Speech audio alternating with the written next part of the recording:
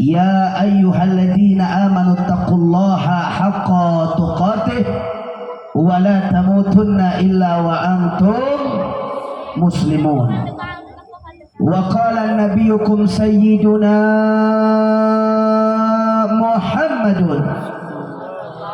صلى الله عليه وصحبه وسلم عليك بتقوى الله فإنها جماع كل خير. صدق الله وصدق رسول الله صلى الله عليه وصحبه وسلم فبلغ الرسالة وأدى الأمانة ونصح الأمة وجاهد في سبيل الله حق جهاده. فنسأل الله سبحانه وتعالى أن يجعلنا جامعا من المتقين آمين، ويدخلنا جنته جنة النعيم بحق سيد المرسلين والحمد لله رب العالمين. Taqabbalallahu minna wa minkum fataqabbal ya karim. Kepada para alimil ulama, para kiai, para kesepuhan, para tokoh masyarakat dan juga aparatur pemerintah, wabil khusus yang sama kita cintai dan yang sama kita muliakan, Al-Mukarram Al-Mukhtaram Bapak Haji Yoyo, Al-Ustadz Al-Mukarram Al-Mukhtaram Al-Ustadz Asep Hendra, dan juga para tokoh ulama yang lainnya yang mohon maaf namanya tidak saya sebutkan satu persatu. Kita doakan mudah-mudahan beliau Allah berikan panjang umur, sehat walafiat. Mudah-mudahan Allah berikan kekuatan istiqamah di jalan Allah. Mudah-mudahan Allah berikan kemenangan dalam setiap perjuangan dakwahnya, diberikan kemenangan dari dunia sampai akhiratnya, amin ya rabbal alamin. Dan juga salam yang khusus saya sampaikan kepada seluruh dan segenap jajaran panitia penyelenggara, yaitu terkhusus kepada Bapak Ondi, Bapak Ujang Rahman, Bapak Heri, Bapak Baban, Bapak Ade Sohib, Bapak Apen Alamsyah, Bapak Haji Edi, Bapak Andi, Bapak Saniman, Bapak Ian, Bapak Asep, Bapak Wahyudi, dan seluruh pemuda-pemudi Kampung Sirnasari. Kita doakan mudah-mudahan semuanya, khususnya masyarakat Kampung Sirnasari, Allah berikan yaitu kepada mereka semua ketaatan dan ketabahan kepada Allah Subhanahu wa taala. Mudah-mudahan Allah berikan kekuatan istiqamah di jalan Allah. Seluruh para panitia penyelenggara Allah berikan yang pahala berlipat ganda. Allah berikan yaitu pahala yang berlipat ganda dari Allah. Allah berikan kehidupannya yang barakah dari dunia sampai akhirat. Amin ya rabbal alamin. Dan juga salam yang sangat istimewa saya sampaikan kepada antum semua yang hadir tempat ini, baik kaum bapak juga kaum ibu, pemuda-pemudi. Mudah-mudahan kumpulnya kita di tempat ini menjadi penyebab turunnya rahmat dan barakah dari Allah Subhanahu wa taala. Dan tidaklah kita keluar dari tempat ini melainkan segala dosa dan kesalahan kita diampuni oleh Allah. Mudah-mudahan kita semua yang hadir diberikan panjang umur. Yang lagi sakit Allah angkat penyakitnya. Yang lagi susah Allah ganti dengan kebahagiaan. Yang sempit Allah lapangkan hatinya. Yang usaha Allah lancarkan usahanya. Yang rumah tangga Allah jadikan sakinah mawaddah warahmah. Diberi keturunan yang soleh dan solehah. Yang belum dapat jodoh Allah dekatkan jodohnya. Yang baik, yang soleh dan solehah. Yang terpenting kelak kita semua mati dalam keadaan husnul khatimah, dan kita semua masuk ke dalam surganya Allah dan dikumpulkan bersama baginda Nabi besar Muhammad sallallahu alaihi wasallam, amin ya rabbal alamin. Ahibba'il kiram, setelah puja dan puji syukur kita panjatkan mutlak bagi Allah Jalla Jalaluh. Setelah salawat dan salam kita curahkan kepada junjungan alam baginda Sayyiduna Muhammad sallallahu alaihi wasallam. Pada kesempatan malam hari ini, di tempat yang penuh dengan keberkahan ini tempat menjadi tempat turunnya magfirah dari Allah Subhanahu wa taala. Ini tempat menjadi tempat turunnya rahmat dari Allah, menjadi tempat turunnya pengampunan dari Allah. Oleh karena itu alangkah ruginya kalau kita semua yang hadir pada malam hari ini tanpa mengucap rasa syukur kepada Allah Subhanahu wa taala. Oleh karena itu sebelum saya lanjut, saya mau tanya semua, jawab yang kompak, kira-kira malam hari ini senang apa tidak? Senang apa tidak? Gembira apa tidak? Bersyukur apa tidak? Alhamdulillahirabbil alamin. Sama kita maklumi bahwasanya pada malam hari ini kita semua berkumpul di tempat ini tidak lain dan tidak bukan. Yang pertama, dalam rangka yang paling utama, kita semua berkumpul dalam rangka untuk mencari ridhonya Allah Subhanahu wa taala.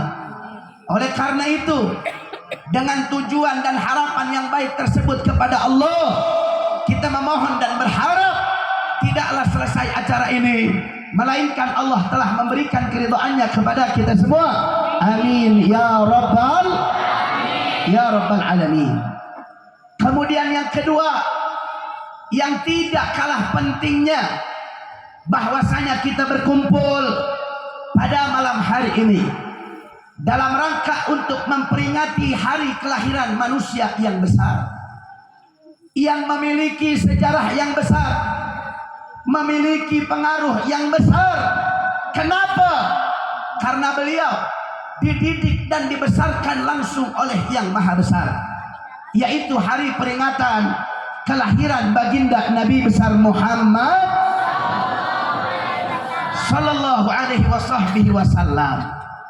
Nah, oleh karena itu saudara, saya ingin mengingatkan diri saya pribadi dan umumnya untuk antum semua, bahwa setiap ketika kita bercerita Nabi Muhammad, ketika kita menceritakan sejarah Nabi Muhammad atau bahkan menyebut nama Nabi Muhammad, maka di situ harus dibarengi penuh rasa takrim, penuh rasa ta'zim, penuh rasa mahabbah kepada Nabi kita Sayyiduna Muhammad sallallahu alaihi wasallam.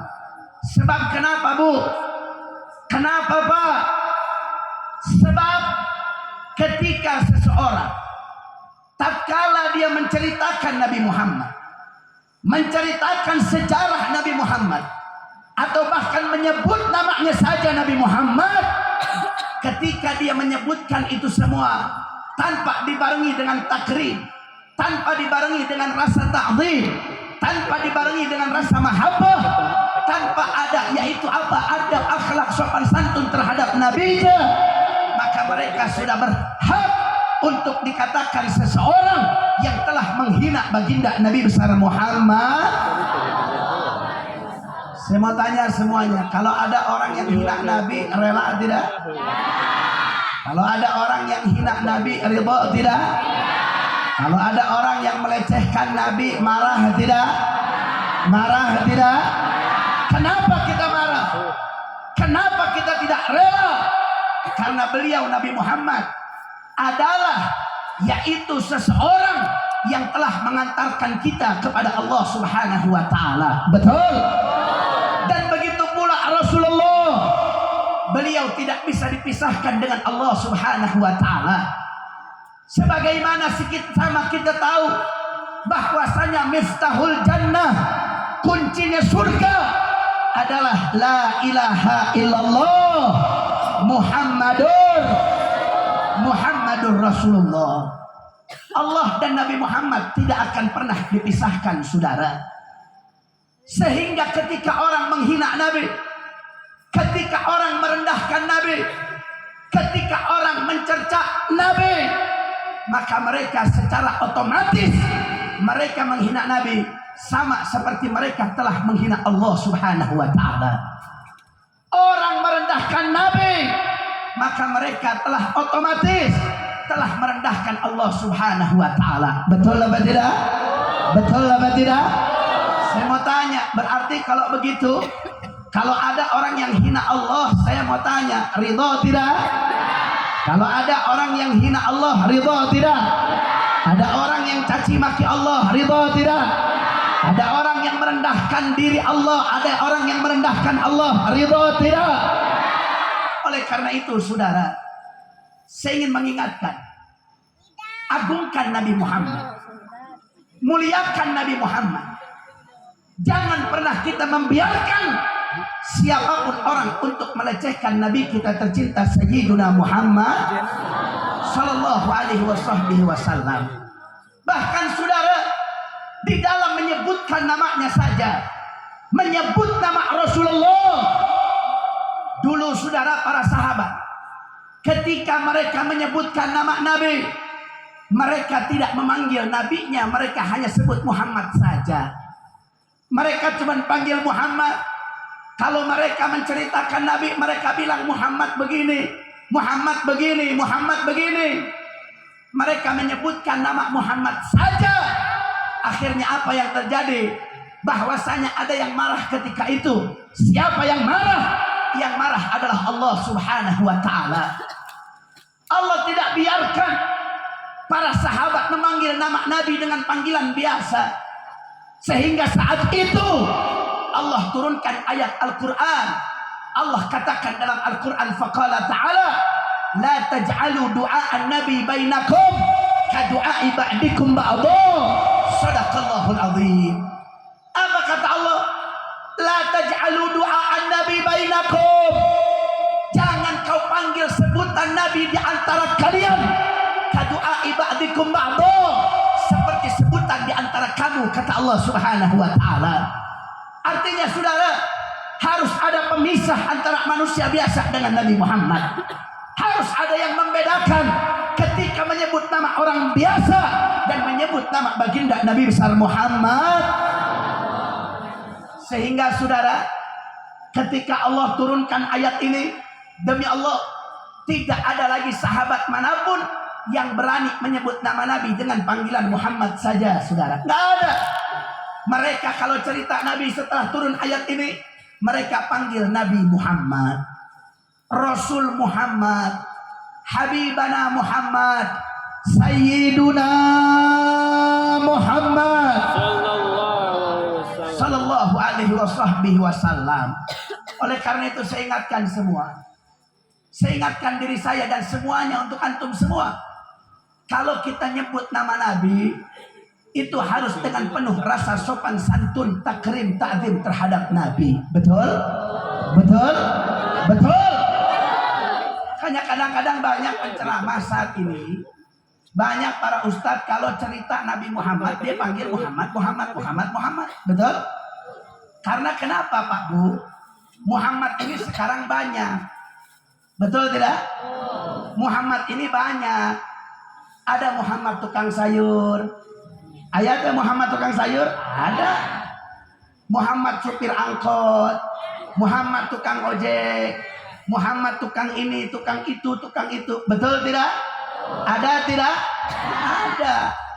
Nah kalau cerita saat cerita Nabi Muhammad, kalau ketika menceritakan Muhammad maksudnya Nabi, ya sebut dong nabinya, sebut nabinya, sebut rasulnya, sebut Sayyiduna Muhammad, karena itu adalah pembeda antara Muhammad dan Muhammad yang lain dan Muhammad baginda Nabi besar Muhammad. Kira-kira sampai sini jelas apa tidak Bu? Jelas apa tidak? Makanya muliakanlah Rasulullah. Pak Bu, kita muliakan Nabi, kita agungkan Nabi. Siapa yang butuh? Nabi butuh apa tidak? Enggak saudara. Yang membutuhkan mengagungkan Nabi siapa? Kita, bukan Rasulullah. Demi Allah, andaikan seluruh manusia di atas muka bumi, dari zaman Nabi Adam sampai yaumil qiyamah, mereka semua manusia menghina, merendahkan Nabi Muhammad, maka demi Allah, itu semua tidak akan mengurangi kadar kemuliaan Nabi Muhammad. Orang ada yang hina atau ada yang mulia, kadar kemuliaan Nabi nggak akan bertambah, nggak akan berkurang. Sehingga kita memuliakan Nabi karena kita yang butuh terhadap Nabi. Apa dalilnya? Allah yang bilang dalam Al-Quran. Apa kata Allah? In kuntum tuhibbunallah fattabi'uni yuhibbukumullah. Sadaqallahul azim.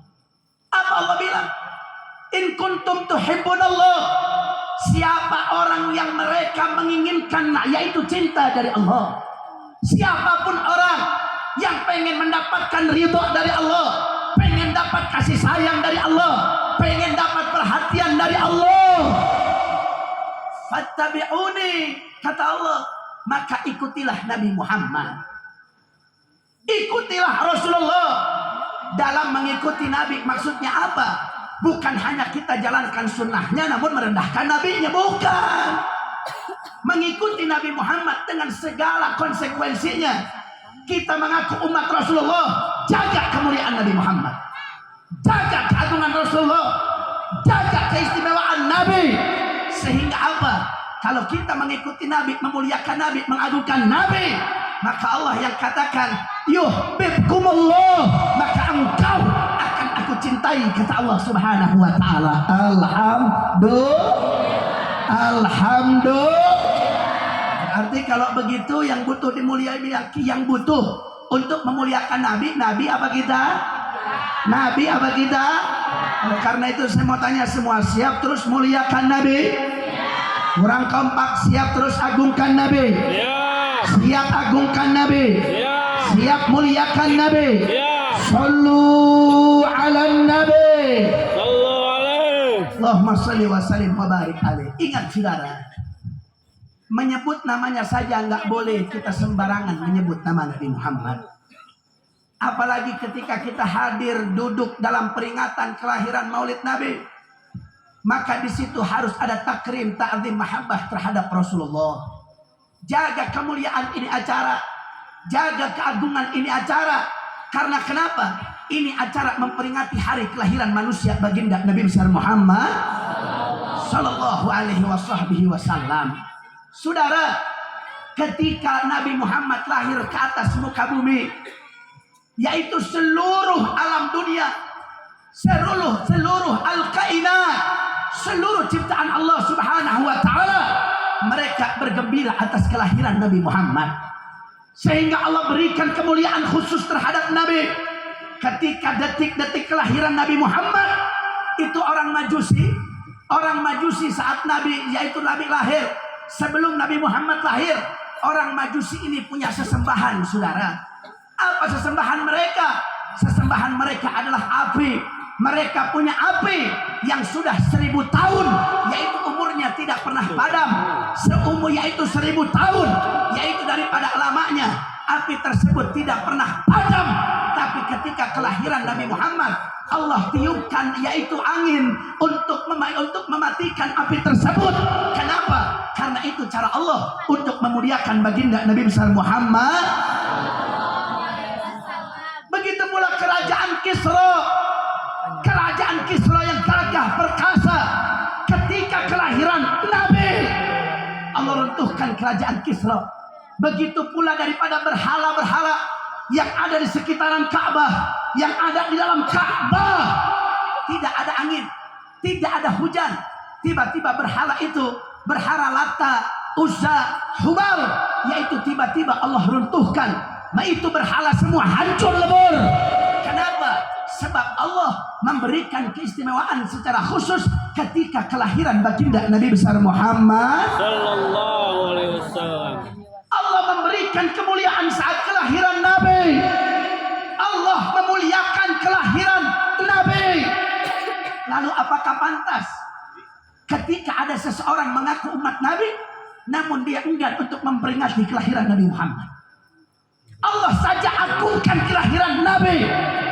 Lantas banyak orang zaman sekarang ngaku umat Nabi, kemudian bilang sama orang yang mereka suka memperingati kelahiran Nabi, yang suka baca maulid Nabi, mereka katakan itu sesat, itu bid'ah, itu tidak ada contoh, itu begini, itu begitu.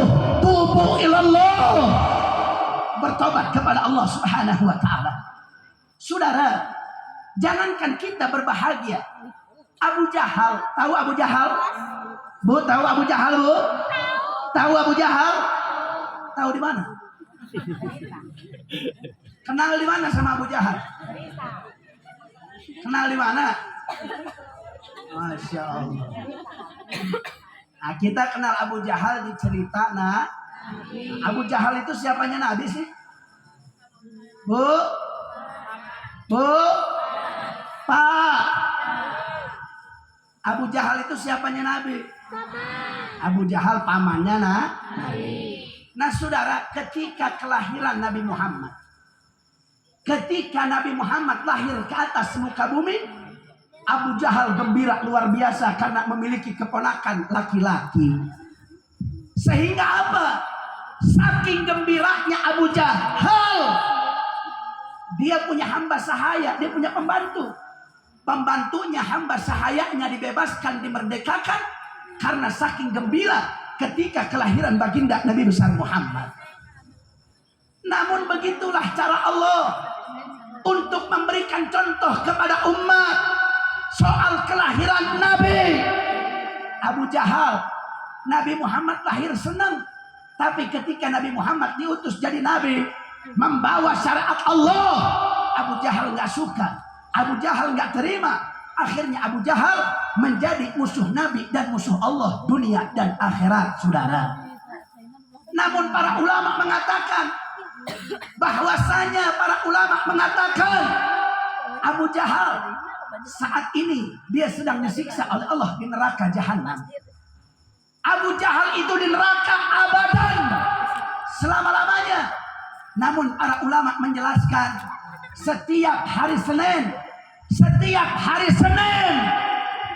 Abu Jahal diringankan siksanya, Abu Jahal diringankan azabnya. Kenapa? Para ulama mengatakan karena Abu Jahal pernah gembira soal kelahiran baginda Nabi Muhammad, yaitu lahir hari Senin, maka setiap hari Senin Abu Jahal diringankan siksanya oleh Allah Subhanahu wa taala. Saudara, itu Abu Jahal senang dengan kelahiran Nabi, Allah ringankan azabnya. Lantas bagaimana dengan kita selaku umat Nabi Muhammad? Kita mencintai Rasulullah dan kita bergembira atas kelahiran Nabi, maka insya Allah orang yang gembira atas kelahiran Nabi, orang yang gembira atas peringatan Maulid Nabi, maka mereka insya Allah mereka semua adalah penghuni surganya Allah Subhanahu wa taala. Amin ya rabbal amin ya rabbal alamin. Oleh karena itu saya mau tanya, berarti beruntung apa tidak? Beruntung apa tidak? Abu Jahal saja dapat keuntungan karena gembira, yaitu Nabi lahir. Apalagi kita, maka demi Allah saya yakin orang yang senang atas kelahiran Nabi, maka mereka akan di surga bersama Nabi Muhammad. Amin ya rabbal amin ya rabbal alamin. Oleh karena itu ahibba'il kiram, terus jaga kemuliaan Nabi Muhammad, jaga keagungan Nabi Muhammad. Jangan sampai biarkan siapapun orang mereka merendahkan Nabi, melecehkan Nabi, menghina Nabi, yaitu kurang ajar terhadap Nabi, tidak sopan terhadap Nabi. Dengan apa caranya? Dengan kita menampilkan akhlak yang telah diajarkan oleh baginda Nabi besar Muhammad sallallahu alaihi wasallam. Jangan gara-gara kelakuan kita sebagai orang Islam kemudian mereka mencemooh kelakuan kita dan mereka menghina Nabi Muhammad kita, saudara. Oleh karena itu jangan kita buka jalan untuk orang-orang kafir, untuk orang-orang musyrik, untuk ahli maksiat. Mereka menghina Nabi lewat kelakuan kita karena kita tidak mencontohkan baginda Nabi besar Muhammad sallallahu alaihi wasallam. Kira-kira sampai sini jelas atau tidak? Jelas atau tidak? Pak Bu, ketika soal menyebut nama Nabi Muhammad itu, saudara, saya teringat satu kisah yang luar biasa. Ini mau dengar nggak kisahnya? Mau dengar nggak? Tapi kisahnya ini luar biasa. Banyak orang bilang, oh ini cerita ekstrim, cerita radikal. Saya mau tanya, mau tahu apa enggak? Mau tahu apa enggak? Ini soal menyebut nama Nabi, saudara. Ketika pada zaman kekhalifahan Sayyidina Abu Bakar As-Siddiq radhiyallahu taala anhu. Sayyidina Abu Bakar itu siapanya Nabi? Sayyidina Abu Bakar siapanya Nabi? Siapanya Nabi? sahabat sekaligus mertuanya Nabi. Dari mana mertuanya Nabi? Karena putrinya Sayyidina Abu Bakar adalah Sayyidatuna Aisyah radhiyallahu taala anha yang dinikahi oleh baginda Nabi besar Muhammad sallallahu alaihi wasallam. Nah, saudara, ketika pada zaman kekhalifahan Sayyidina Abu Bakar, saat itu banyak orang Islam yang keluar dari Islam. Banyak orang Islam yang mereka tidak peduli lagi terhadap syariat Nabi. Akhirnya apa yang terjadi? Sayyidina Abu Bakar memerintahkan kepada panglimanya, yaitu Sayyidina Khalid bin Walid radhiyallahu taala anhu. Siapa? Khalid bin. Ibu-ibu pada ngantuk apa gimana? Hah? Ini serius amat ini. Ayah naon. Nempo naon. Ayah juri. Masya Allah, saking seriusnya ditanya juga diam sudah. Masya Allah. Bu, cager. Saya khawatir nih duduk hadir pengajian tapi otaknya mikirin Bang Emok sudah. Hah? Masya Allah. Cager, bager. Alhamdulillahirabbil alamin. Nah, jadi panglimanya Sayyidina Abu Bakar siapa tadi? Khalid bin Walid. Khalid bin Walid adalah panglima Sayyidina Abu Bakar ketika saat pada zaman itu. Khalid bin Walid diperintahkan oleh sang khalifah untuk menyadarkan orang-orang Islam biar kembali ke dalam Islam yang telah keluar. Menyadarkan orang Islam yang mereka tidak peduli lagi terhadap syariat, agar mereka kembali lagi terhadap syariat Nabi. Sehingga sampailah dalam satu cerita yang luar biasa. Pada saat itu ada orang yang namanya seorang tokoh yang bernama Malik bin Nuwairah. Siapa namanya? Malik bin Nuwairah. Betul? Malik bin Nuwairah ini siapa? Malik bin Nuwairah seorang Muslim. Dia masuk Islam zaman Nabi. Kemudian ketika Nabi Muhammad wafat, Malik bin Nuwairah tidak mau lagi bayar zakat, saudara. Kenapa nggak mau bayar zakat? Karena kata Malik, zakat ini bukan syariat Islam. Zakat ini bukan perintah dari Allah. Zakat ini hanya setoran buat Nabi. Kalau nabinya sudah wafat, maka tidak ada lagi kewajiban zakat, kata dia, saudara. Sedangkan saya mau tanya, Bu, zakat itu syariat Islam bukan? Jawab yang kompak semua. Zakat itu syariat Islam apa bukan? Syariat Islam apa bukan? Syariat Islam, saudara. Lalu apa yang terjadi? Disadarkanlah oleh Khalid bin Walid, ditegur, diajak dialog di rumah Malik. Khalid, singkat cerita, Khalid datang ke rumah Malik. Ketika ketemu sama Malik, diajak duduk, diajak ngobrol, diajak dialog. Kata Khalid begini, ya Malik, kau kenapa tidak mau bayar zakat? Zakat itu kan merupakan syariat dari Allah yang dibawa oleh Nabi Muhammad. Nah, kemudian Malik menjawab, saudara. Apa jawaban Malik? Perhatikan semua. Malik jawabnya begini. Kata Malik, ya Khalid, Muhammad sahibuk. Ya Khalid, Muhammad teman ente bukan? Jawabannya gitu. Ya Khalid, Muhammad kawanmu. Muhammad koncomu. Jawaban Malik begitu. Lalu apa yang terjadi? Khalid bin Walid gak terima, saudara. Khalid bin Walid berdiri. Dia katakan kepada Malik, Malik, kau sembarangan sebut nama Nabi. Kau kurang ajar terhadap Nabi. Kau tidak ada akhlak terhadap Nabi.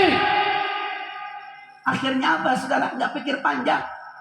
Khalid bin Walid, di sampingnya ada pedang, di pinggangnya ada pedang, saudara. pedangnya dicabut, nggak pikir panjang, ditebas batang lehernya, putus daripada kepala dan jasadnya, saudara. Akhirnya apa yang terjadi? Banyak sahabat-sahabat Khalid yang nggak terima. Akhirnya Khalid dilaporkan kepada sang khalifah. Mereka laporkan Khalid kepada sang khalifah. Mereka katakan, ya Khalifah Rasulullah, wahai Abu Bakar, Khalid kelewatan. Khalid kelewatan. Kebablasan. Khalid terlalu keras. Khalid terlalu ekstrem.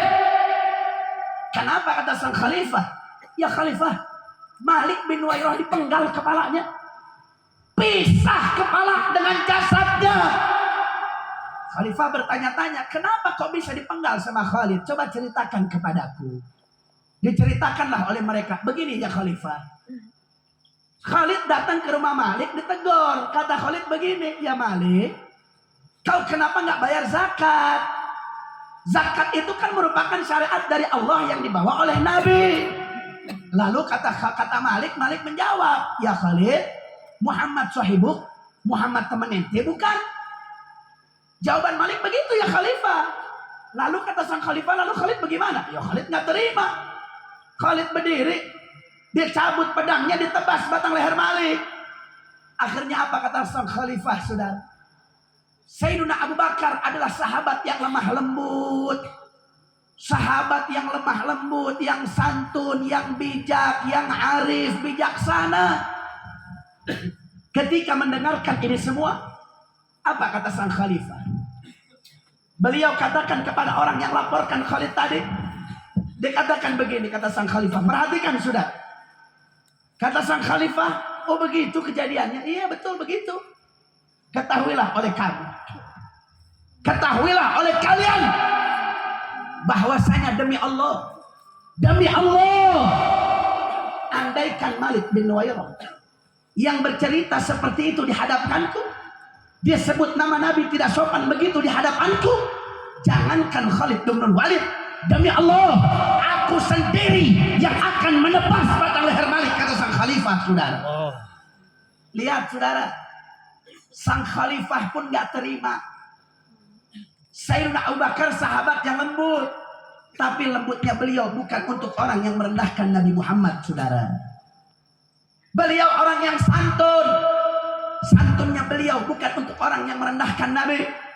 Beliau bijaksana, beliau arif, tapi kearifan dan kebijaksanaan Abu Bakar bukan untuk membiarkan orang untuk menghina baginda Nabi besar Muhammad. Kira-kira sampai sini jelas apa tidak? Jelas apa tidak? Berarti kalau begitu Sayyidina Abu Bakar kalau soal Nabi keras tidak? Tegas apa tidak? Tegas, saudara. Betul? Betul. Itulah yang terjadi. Zaman sekarang Pak Bu, dulu ada ustadz masyhur namanya terkenal di Indonesia. Ketika dia ceramah, dia bilang sama jamaah yang hadir saat itu, dia bilang begini, Nabi Muhammad itu dulunya rembes. Apa itu rembes? Rembes ini bahasa Jawa. Rembes itu ngompol maksudnya. Jadi dia bilang sama jamaah, Nabi Muhammad itu dulunya ngompol. Nabi Muhammad itu dulunya belekan. Saya mau tanya, ini kurang ajar tidak sama Nabi? Kurang ajar. Kurang ajar tidak sama Nabi? Kurang ajar. Kurang kompak, kurang ajar tidak sama Nabi? Kurang ajar. Saudara, orang yang begini, ini mereka wajib yustatab, mereka harus bertobat kepada Allah Subhanahu wa taala. Betul? Betul. Makanya nggak kami biarkan, saudara. Kami kritik habis-habisan. Kami kritik dengan keras. Biar apa? Biar dia bertobat, dia minta maaf. Betul? Dia bilang Nabi belekan. Dia bilang Nabi ngompol. Saudara, makanya saya kalau mikir, ini andaikan ini kiai hidup zaman Khalid, zaman Sayyidina Abu Bakar, Malik saja nggak nyaci maki Nabi, enggak kasih sifat-sifat yang jelek sama Nabi, tidak. Cuman bilang Muhammad temen ente doang, cuman bilang gitu, dipenggal kepalanya. Apalagi yang bilang Nabi Muhammad belekan, saudara. Betul? Apalagi bilang Nabi ngompol. apapun yang jadi niatnya dia, mau bercanda atau tidak bercanda, mau serius gak serius, tapi ketika melontarkan kalimat yang tidak layak terhadap Nabi, maka dia wajib yustatab, dia harus bertobat kepada Allah Subhanahu wa taala. Betul? Betul. Makanya saudara, sekarang ini banyak yang protes, Pak Bu. Saya mau tanya nih semua, kalau ada orang yang hina Nabi itu biarkan apa lawan? Ada orang yang rendahkan Nabi, biarkan apa lawan? Lawan, saudara. Ada orang yang protes begini, Beb, kenapa sih kita mesti marah kalau Nabi dihina? Kenapa sih kita mesti marah kalau Nabi dilecehkan? Nabi saja, Beb, dalam Sahihul Bukhari, dia bawa Sahih Bukhari, saudara. Dia bawa kitab Sahih Bukhari. Apa kata dia, Beb? Nabi saja dalam Sahihul Bukhari, Nabi dilempari pasir, Nabi diam. Nabi dilempari kotoran unta, Nabi diam. Nabi ditunjuk-tunjuk sama Yahudi, Nabi diam. Nabi saja dihinakan oleh orang kafir, Nabi nggak lawan, Nabi diam. Lalu kita sebagai umatnya, ada orang yang hina Nabi, kenapa kita mesti lawan? Orang Nabinya aja diam. Iya, saya mau tanya, yang begini jawab apa jangan? Bu, jawab apa jangan? Jawab apa jangan? Kapan jawabnya? Nah, ini jawabannya panjang ini. Jawabannya panjang, Bu. Hah? Jawabnya kapan? Tahun depan deh. Udah malam. 10:30. Naon. Benar? Lapar nggak? Udah pada makan belum? Belum. Karunya. Ini panitia gimana nih panitia nih? Dikasih makan nggak sama panitia? Nggak dikasih makan. Ya Allah. Masya Allah. Ini jawabannya panjang ya, lanjut apa udah? Yakin? Bisa 2 jam sampai 3 jam baru kelar. Nah, berarti jam 2 baru kelar gitu nih. Yos. Masya Allah. Siap sampai subuh? Siap sampai subuh? Benar? Pikirannya wayang golek sampai subuh. Masya Allah. Kalau wayang golek sampai subuh kuat? Yang benar ente. Kalau dangdutan sampai subuh kuat? Yang benar. Sampai subuh kuat nggak dangdutan? Jangankan anak-anak muda, saudara Pak Haji pakai peci nyawer, saudara. Ya Allah, ayah nu gitu ayah. Ayah nu gitu ayah. Memang begitulah godaan iblis, setan itu memang luar biasa. Kalau dangdutan 2 jam, 3 jam, 4 jam kuat. Kalau ngaji setengah jam pantat udah panas. Betul? Betul? Makanya saya mau tanya, ini jawabnya sekarang apa nanti? Benar? Tahun depan aja. Biar balik lagi ke sini. Biar datang lagi ke sini. Mau sekarang apa tahun depan? Berarti nggak boleh datang lagi ke sini. Kalau ada dana, emang anda minta duit sama ente? Ente jangan pikir anak Ustadz amplop, Masya Allah. Pikirannya Habib amplop kali saudara. Kalau ada dana, Masya Allah. Ya, akhir lanjut apa udah? Benar? Perhatikan jawabannya. Kenapa sih kalau ada Nabi dihina kita mesti lawan? Kenapa kita mesti marah kalau Nabi dihina? Kenapa kita nggak boleh diam kalau Nabi dilecehkan? Jawabannya simpel, saudara. Memang bengetsian Nabi. Selesai. Loh, maksudnya bagaimana, Beb? Maksudnya apa, Beb? Maksudnya apa? Begini, saudara. Nabi Muhammad itu kalau dihina, Nabi selalu timbang, saudara.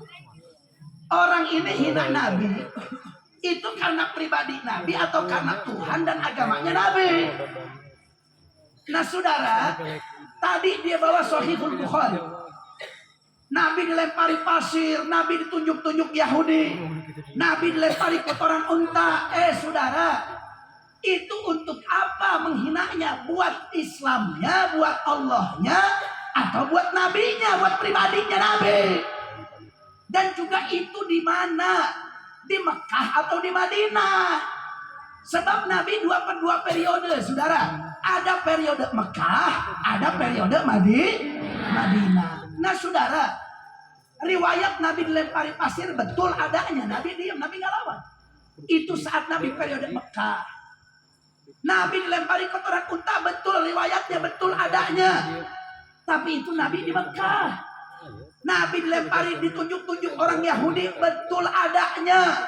Riwayatnya betul. Tapi itu Nabi masih periode Loh, kenapa memang di periode Mekah? Apa bedanya sama Madinah? Saudara, ketika Nabi periode Mekah, itu para sahabat jangankan melawan, yaitu orang yang hina Nabi. Jangankan orang melawan orang yang hina Nabi. Saudara, mereka para sahabat saja untuk dirinya sendiri, untuk menjaga akidahnya, untuk menjaga Islamnya, itu mati-matian, setengah mati. Kenapa? Karena Islam belum jadi mayoritas, saudara. Umat Islam masih sedikit, mereka lemah, tidak punya kekuatan. Makanya banyak Nabi dihina, mereka biarkan. Jangankan lawan orang yang hina Nabi, saudara. Seperti siapa?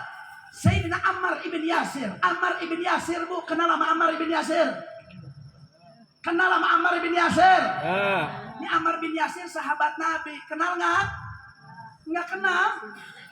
Masya Allah. Kalau sekarang ada artis yang mau cerai sekarang,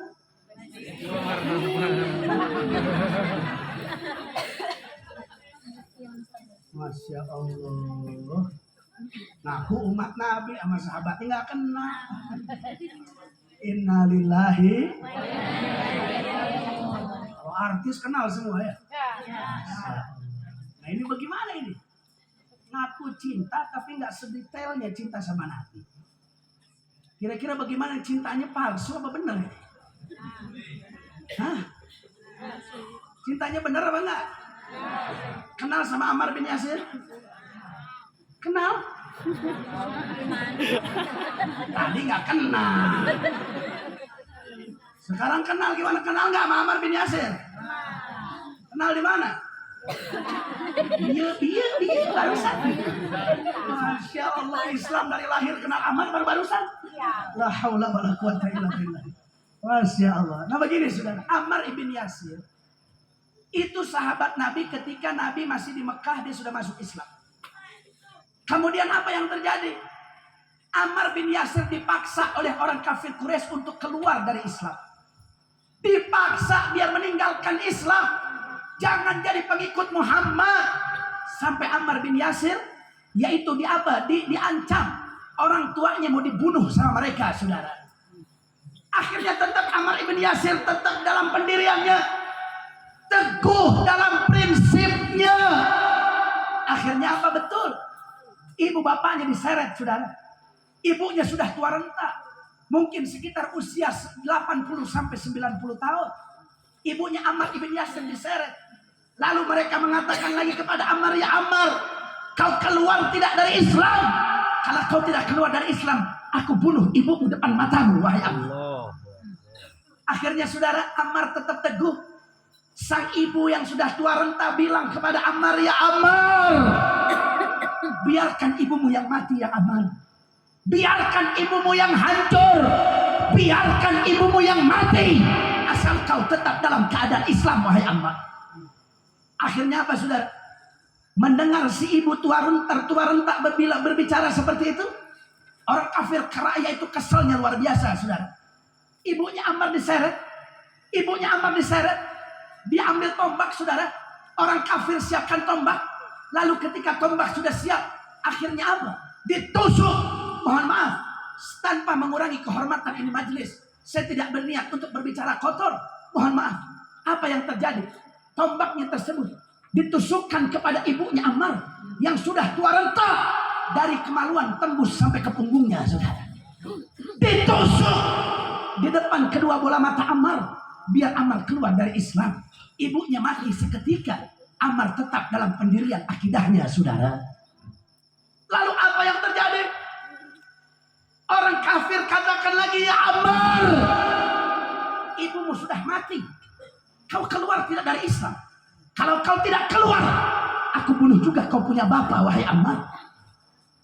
Akhirnya Ammar tetap dalam pendiriannya teguh. Sang bapak begitupun mengatakan kepada Ammar, ya Ammar, biar ayahmu yang hancur. Ya Ammar, biar bapak yang mati. Asal kau tetap dalam keadaan Islam, wahai Ammar. Akhirnya bapaknya diseret. Dibunuh saat itu, saudara. Di depan kedua bola mata Ammar. Ibu bapaknya Ammar mati depan kedua matanya. Tapi tetap Ammar ibn Yasir dengan teguh kuat pendirian akidah Islamnya. Alhamdulillah. Alhamdulillah. Lihat saudara, para sahabat Nabi menjaga akidah mereka saat di Mekah begitu luar biasa. Mati-matian mereka mati-matian jaga Islam. Kemudian Bilal ibn Rabah. Kenal Bilal ibn Rabah? Kenal Bilal ibn Rabah? Bilal itu muadzinnya Nabi SAW, tukang azannya Nabi. Suaranya merdu luar biasa. Bilal ibn Rabah, saudara, dipaksa oleh orang kafir untuk keluar dari Islam. Bilal nggak mau. Akhirnya Bilal ditelanjangi, saudara. Bilal ditelanjangi, kemudian dikubur hidup-hidup badannya, saudara. Badannya dikubur hidup-hidup di dalam pasir yang ketika itu panas. Pasir yang panas dikubur Bilal ibn Rabah. Yang tersisa cuma kepalanya. Dari kepala ke bawahnya itu terkubur oleh pasir yang panas, saudara. Lalu kemudian apa? Bilal diangkat, dibaringkan di atas pasir yang panas. Kemudian mereka membawa batu yang begitu besar yang diletakkan di atas dada Bilal ibn Rabah. Bilal punggungnya kepanasan, menahan daripada beban yang begitu berat. Bilal hampir mati, sakaratul maut, hampir mati. Namun yang keluar dari mulut Bilal tidak ada ucapan yang lain kecuali yang keluar adalah Allahu Ahad. Allahu Ahad. Ahad. Allah yang satu, tidak ada Tuhan selain Allah Subhanahu wa taala. Akhirnya Bilal selamat, saudara, dimerdekakan oleh Sayyidina Abu Bakar As-Siddiq radhiyallahu taala anhu.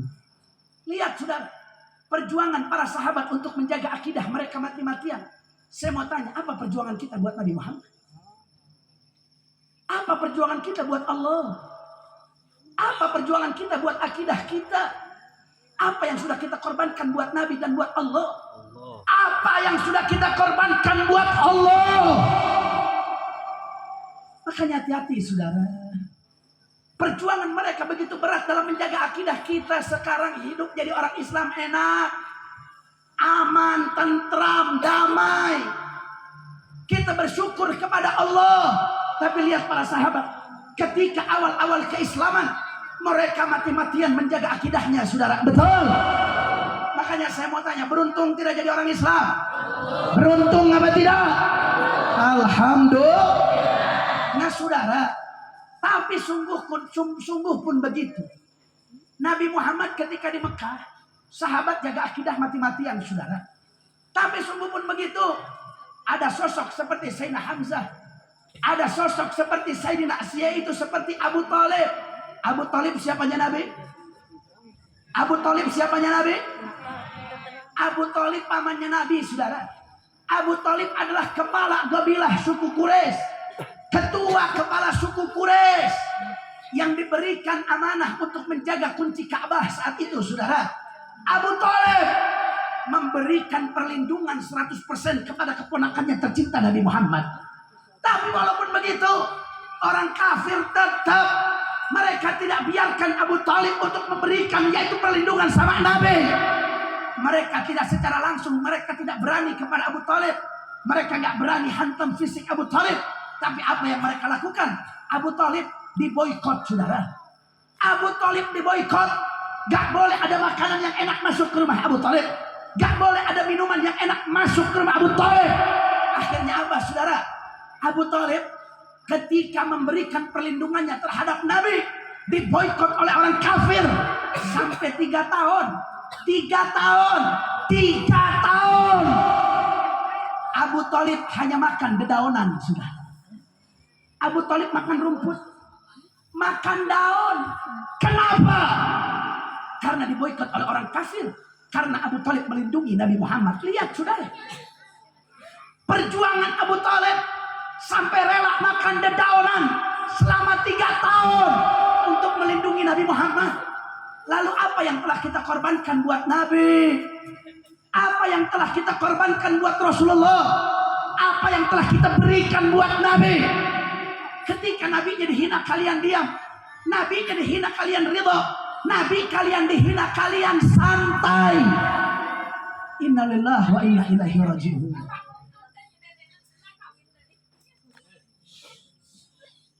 Kenapa? Sallu ala nabi. Sallu ala nabi. Allahumma shalli wa barik alaihi. Saya mau tanya, perjuangan para sahabat terhadap Nabi hebat apa tidak? Hebat apa tidak? Hebat. Mereka mati-matian bela Nabi. Kita lihat ada orang yang hina Nabi diam. Apakah itu cinta terhadap Nabi? Lihat Nabi Muhammad dihina, kita diam, kita bungkam. Sedangkan saat ormas kita dihina, kita marah. Partai kita dihina, kita marah. Kelompok kita dihina, kita marah. Innalillahi wa inna ilaihi raji'un. Sekarang Bu, Pak, mohon maaf. Berapa banyak orang yang ormasnya dihina, dia marah mati-matian. Betul? Ormasnya dihina, dia marah. Ormasnya direndahkan orang, dia marah.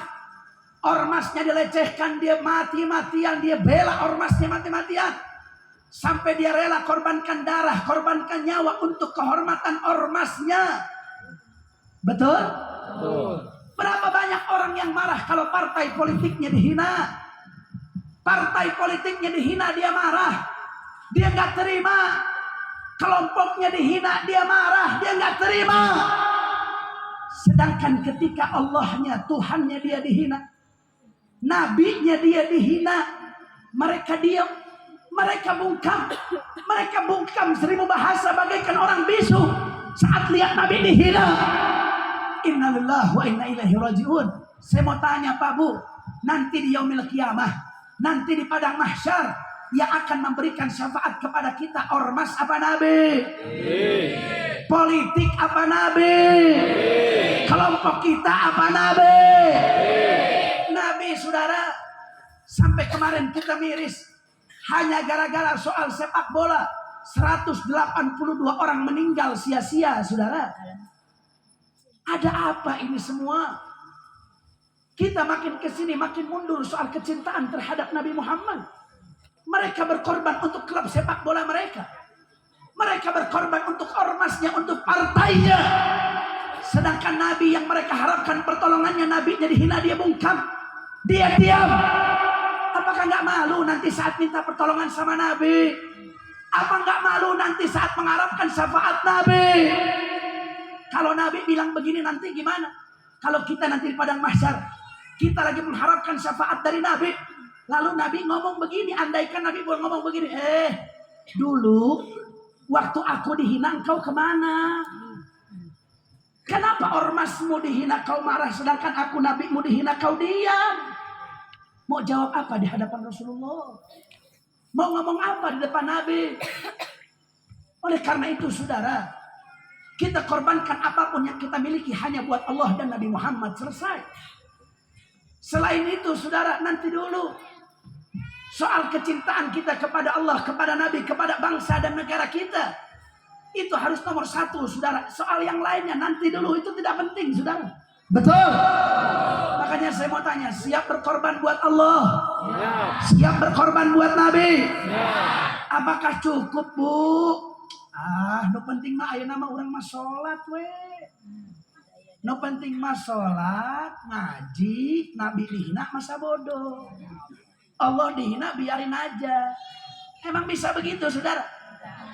Allah bilang adkhulu fi silmi kafah. Masuklah engkau ke dalam Islam secara kafah. Gak bisa begitu. Allah katakan harus memuliakan Nabi, kita jaga kemuliaan Nabi. Gak bisa, agama ini bukan prasmanan saudara. Agama ini bukan prasmanan. Kalau prasmanan, kita mau ngambil makanan yang laut yang mana saja boleh. Ngambil ini boleh, yang ini enggak, masa bodoh biar. Prasmanan gak apa-apa. Tapi kalau agama gak bisa begitu saudara. Agama gak bisa begitu. Ini bukan agama prasmanan. Tidak bisa semua yang tersedia dalam agama wajib kita ambil, saudara. Betul? Betul. Kira-kira sampai sini jelas apa tidak?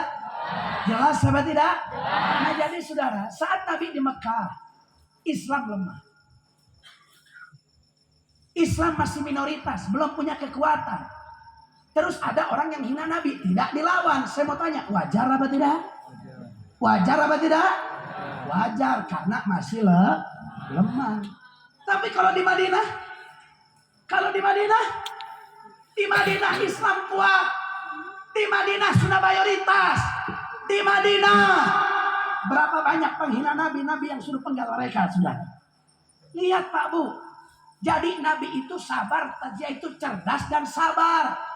Bukan semuanya Nabi lawan, tidak. Nabi lihat dulu, saudara. Kalau yang hina Nabi kepada pribadinya, Nabi biarkan, Nabi ngambil pusing. Kalau ada yang korban fitnah kemudian hina Nabi biarkan. Tapi kalau orang yang menyebarkan fitnah, Nabi tidak biarkan mereka, saudara. Ketika Nabi di Madinah, hadisnya pun jelas, riwayatnya sahih, bukan hadis dhaif, apalagi hadis maudhu, bukan, hadisnya sahih. Di dalam Sahihul Bukhari, dia tadi bawa Sahih Bukhari, kita bawa Sahih Bukhari, saudara. Apa, saudara? Satu riwayat dalam Sahihul Bukhari, Nabi Muhammad pernah seperti ini dengan para sahabat. Lihat, perhatikan. Nabi pernah begini dengan para sahabat. Nabi lagi ngumpul seperti ini. Tiba-tiba Nabi bilang, apa Nabi bilang? Nabi bilang sama sahabatnya semua yang hadir ketika itu. Kata Nabi, man yakfini amma yu'dhin. Siapa di antara kalian yang siap untuk menghabisi orang yang setiap hari mencaci maki aku, kata Nabi. Akhirnya apa, saudara? Di belakang ada sahabat Nabi, dia tunjuk tangan kepada Rasulullah. Ana ya Rasulullah, aku ya Rasulullah. Kata sahabat, aku berani ya Rasulullah. Akhirnya kata Nabi kasih tahu, silahkan kau pergi, kau cari dia, kau habisi dia, kata Nabi. Namanya Ka'ab ibnul Ashraf. Ka'ab ibnul Ashraf, dia orang setiap hari masuk kampung sini, masuk kampung sini, masuk gang ini, masuk gang ini. Kerjaannya apa? Kerjaannya fitnah Nabi Muhammad. Kerjaannya nyaci maki Rasul. Kerjaannya hina Rasul. Akhirnya nggak lama nih sahabat berangkat, sudah nggak lama. Tiba-tiba sahabat ini balik lagi membawa teng-tengan, saudara. Dibawa teng-tengan. Kemudian apa? Ketika di depan Nabi dia katakan, ya Rasulullah, aku membawa sesuatu ya Rasulullah. Ya Rasulullah, ini kepala Ka'ab bin Ashraf. Kepalanya ditaruh depan Nabi Muhammad, saudara. Akhirnya apa kata Nabi? Nabi katakan kepada para sahabat yang lain, alamu, kalau kau tahu, ketahuilah oleh kalian. Kalau mau tahu penghuni surga, calon penghuni surga adalah sahabat ini yang telah memenggal kepala Ka'ab bin Ashraf yang setiap hari mencaci maki aku, kata Nabi, saudara. Itu, Bu. Jadi kalau kita mau bicara lembutnya Nabi, jangan lupakan ketegasan Nabi. Kalau kita mau bicara tegasnya Nabi, jangan lupakan kelembutan Nabi. Jadi biar seimbang. Betul apa tidak? Betul apa tidak? Kalau cuman kita cerita lembutnya Nabi, Nabi maafkan, Nabi begini, seakan-akan agama ini nggak punya wibawa. Seakan-akan agama ini silahkan aja, orang mau hina silahkan aja. Nggak begitu, saudara. Juga sebaliknya. Kadang-kadang ada orang yang bicara tegasnya Nabi saja. Dia hanya bicara melototnya Nabi, perangnya Nabi, jihadnya Nabi. Dia nggak mau bicara kelembutan Nabi. Kalau hanya bicara itu saja, seakan-akan agama ini horor, seakan-akan agama ini angker, seram. Islam nggak begitu, saudara. Nabi mengajarkan ada saatnya lembut, ada saatnya tegas, ada saatnya diam, ada saatnya bergerak. Betul apa tidak? Betul apa tidak? Kira-kira sampai sini jelas apa tidak? Nah, makanya saudara, tegas dan lembut tidak akan pernah bisa dipisahkan dalam Islam. Makanya banyak ulama-ulama. Kita lihat ada ulama yang lembut, ada ulama yang tegas. Betul? Betul? Ulama yang lembut dulu seperti almarhum al-maghfurlah Al-Habib Munzir bin Fuad Al-Musawa, pemimpin majelis Rasulullah. Beliau lembut, santun, bijaksana. Lembutnya, santunnya, bijaksananya bukan untuk menjilat, tapi karena Allah Subhanahu wa taala. Zaman sekarang banyak kiai yang lembut. Ada kiai santun. Tapi santunnya bijaknya menjilat. Hayang amplop.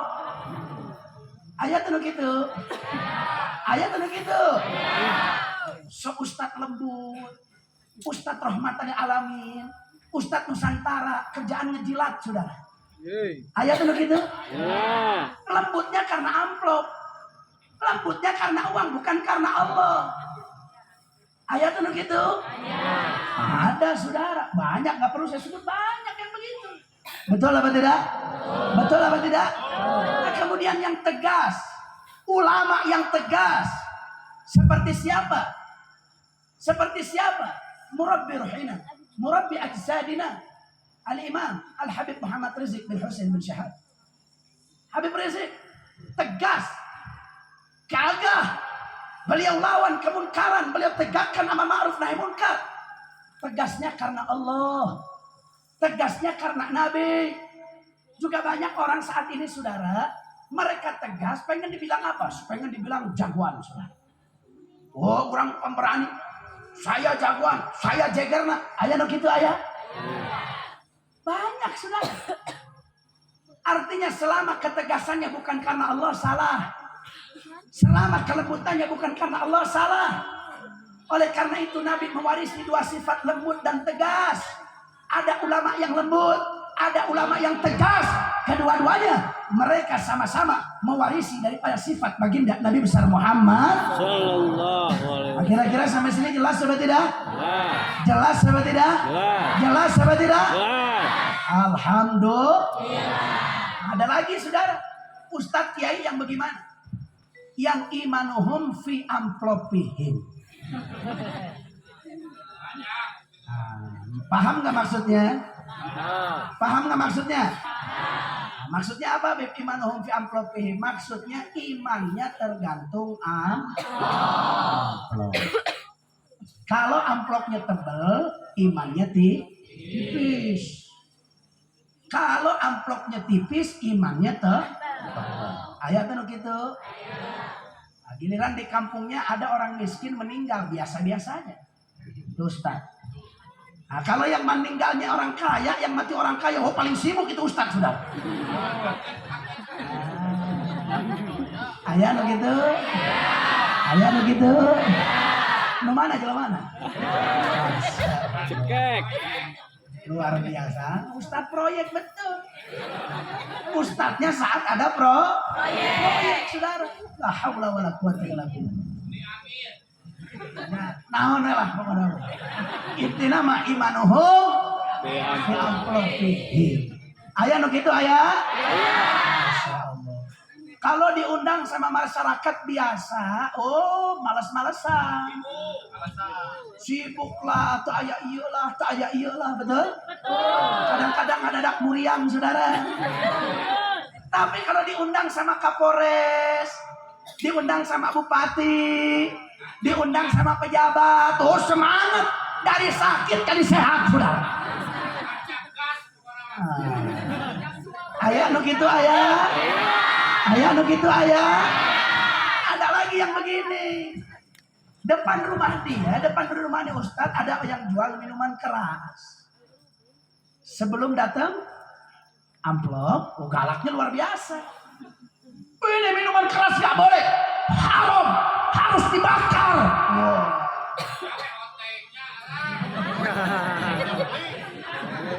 Besok saudara, besok datang ini orang bawa amplop. Apa dia bilang? Kiai Aceh Ustadz dia salib. Aceh mah ngajedong gue Aceh. Ustadz mah ngajedong tos nyantos. Oh. Akhirnya melempem sudah. Kayak kerupuk disiram air. Disiram air. Betul? Kerupuk disiram air kan melempem sudah. Betul? Kerupuk disiram air zaman sekarang ngaranna naon? Sep. Betul? Namanya sep. Makanya kalau ada ustadz kayak begitu ustadz. Ini kayaknya semangat bilang seblak punya dendam sama ustadz nih kayaknya. Masya Allah. Ustadz apa?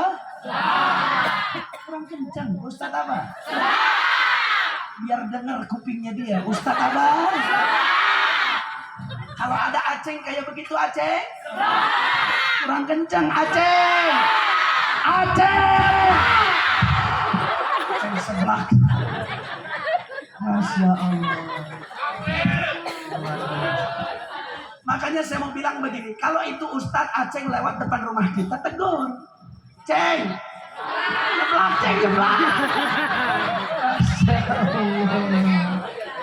Luar biasa. Saya mau tanya, sampai sini jelas apa tidak? Jelas apa tidak? Itu tidak mewarisi Nabi Muhammad, tidak. Tidak mewarisi sifat Rasulullah, enggak. Nabi Muhammad itu bagaimana? Justru Nabi sebaliknya. Kalau diundang sama orang kaya, Nabi malas. Tapi ketika diundang oleh fuqara, masakin, Nabi paling semangat sudah. Betul? Itulah Nabi Muhammad. Nah, makanya saya sedang belajar begitu. Doain biar istiqomah. Amin. Mau itu dibilang ada dana, saya terima sih. Masya Allah. Dibilang saya Ustadz sebelah. Emang aing Habib sebelah. Masya Allah. Kira-kira sampai sini paham tidak? Paham tidak? Jadi saudara, inti daripada semuanya bahwa kita tidak bisa membiarkan orang melecehkan betul apa tidak? Soal cara, yaitu marahnya dia ada dengan kelembutannya, ada dengan kebijakannya, ada dengan yang tegasnya. Selama lembutnya karena Nabi, karena Allah, tegasnya karena Nabi, karena Allah, maka mereka mewarisi Nabi Muhammad.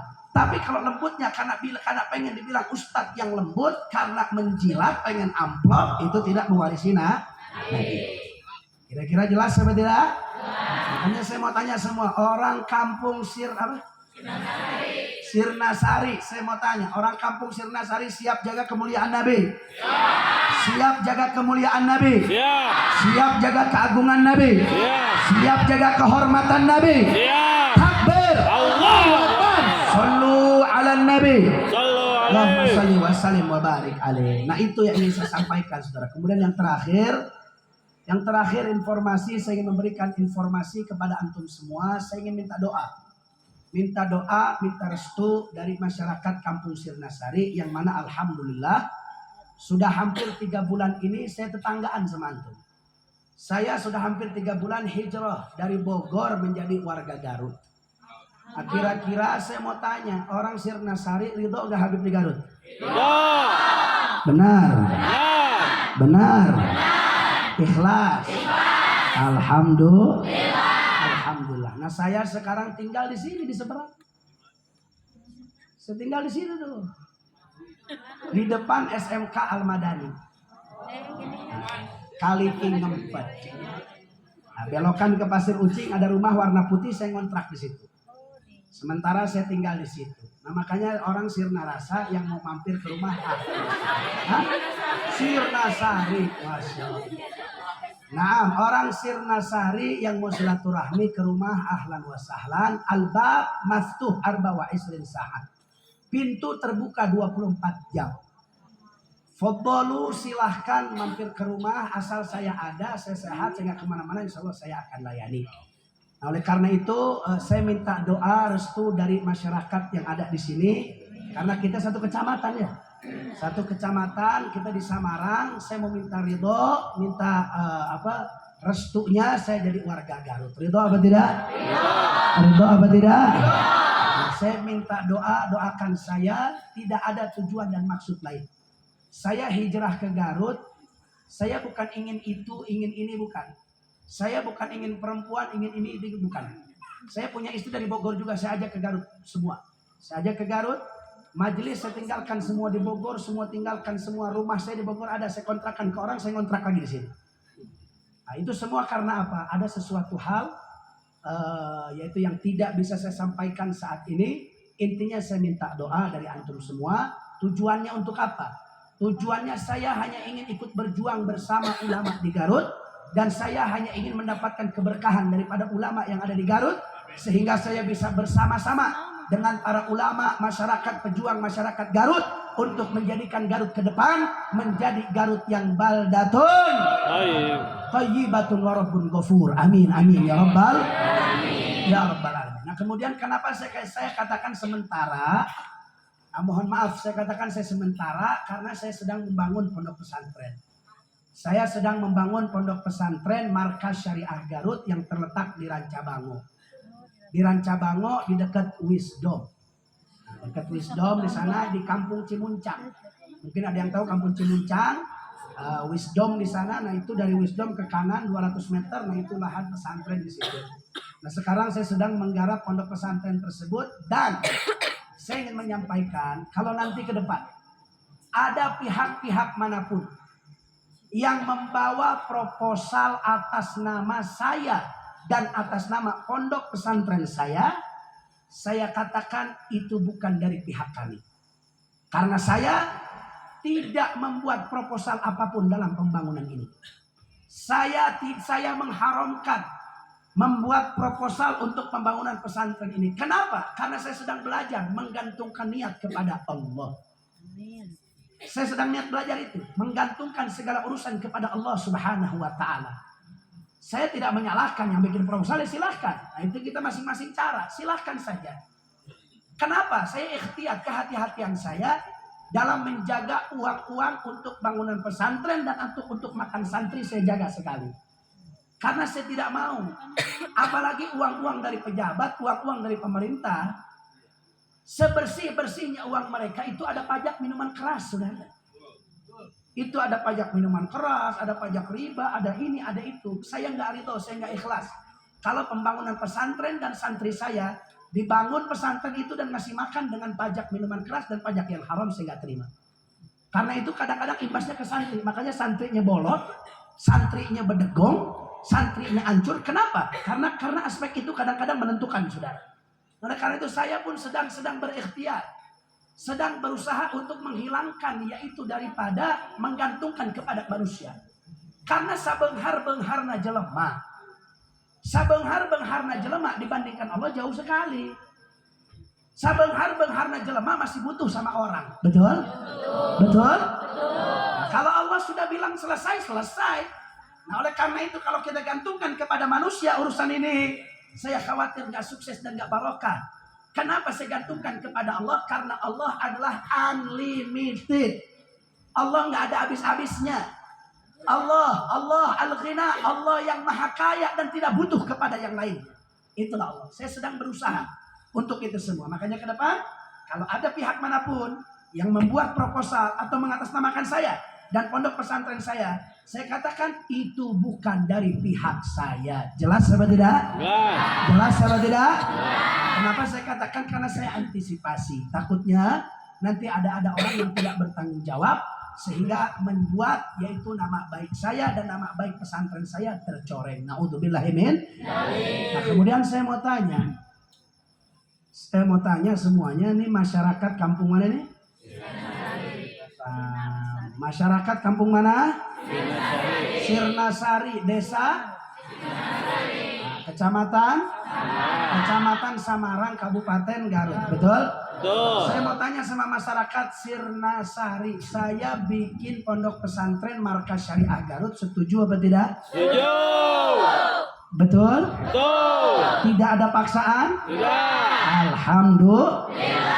Alhamdulillahirabbil alamin. Nah, kenapa saya videokan? Karena saat ini ada pihak-pihak ketiga